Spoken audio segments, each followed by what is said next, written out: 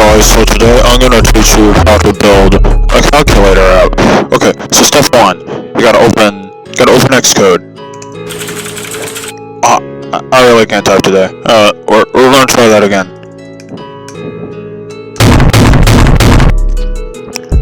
There we go. Okay, cool. Okay. And now, step two, we gotta, make a new Xcode project. And yeah, as you see, we're just gonna make an app. We're gonna call it Calculator. Okay.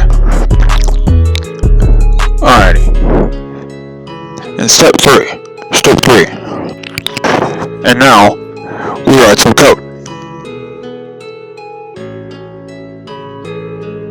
But my code is my life, so I cannot show you my code. And I know back, I did a couple things here, nothing really important, but, just a few lines of code here, yada yada yada. If we run it, we got a calculator.